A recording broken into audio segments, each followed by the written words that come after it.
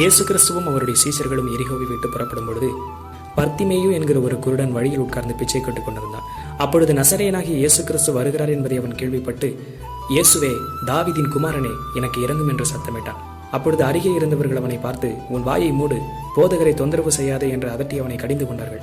அவன் மீண்டும் அதிகமாய், இயேசுவே, தாவீதின் குமாரனே, எனக்கு இரங்கும் என்று அதிக சத்தமாய் கூப்பிட்டான். அப்பொழுது இயேசு அவனை இங்கே அழைத்து கொண்டு வாருங்கள் என்று சொன்னார். அப்பொழுது அவர்கள் வந்து, உன்னை இயேசு அழைக்கிறார் என்று சொன்னார்கள். அப்பொழுது அவன் விரைந்து ஓடிப்போய் இயேசுவுக்கு முன்பதாக போய் நின்றான். இயேசு அவனை பார்த்து, நான் உனக்கு என்ன செய்ய வேண்டும் என்றிருக்கிறாய் என்று கேட்டான்.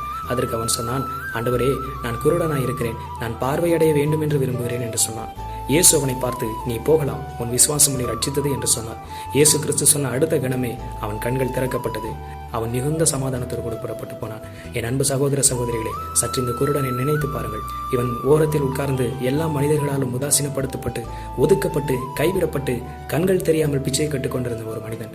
ஆனாலும் வானத்தையும் பூமியையும் படைத்து உண்டாக்கின இயேசு என்கிற ஒரு தெய்வம் நடந்து வருகிறார் என்பதை அவன் கேள்விப்பட்டு, இவரால் எனக்கு நிச்சயமாகவே சுகத்தை தர முடியும் என்ற விசுவாசத்தோடு கூட இயேசுவுக்கு முன்பதாக போய் நின்று அவரிடத்தில் கேட்டுக்கொண்டான். அவன் பரிபூர்ண சுகத்தை பெற்றுக் கொண்டிருந்தான். அவனுக்கு உண்டான வாய்ப்பை அவன் எப்படி பயன்படுத்தினான் என்பதை பாருங்கள். இன்றைக்கும் மெய்யான தெய்வம் ஆண்டவராகிய இயேசு கிறிஸ்து தான் என்பதை நீங்கள் அறிந்து கொள்வீர்களே, ஆனால் நிச்சயமாகவே உங்களுடைய கண்களும் திறக்கப்படும்.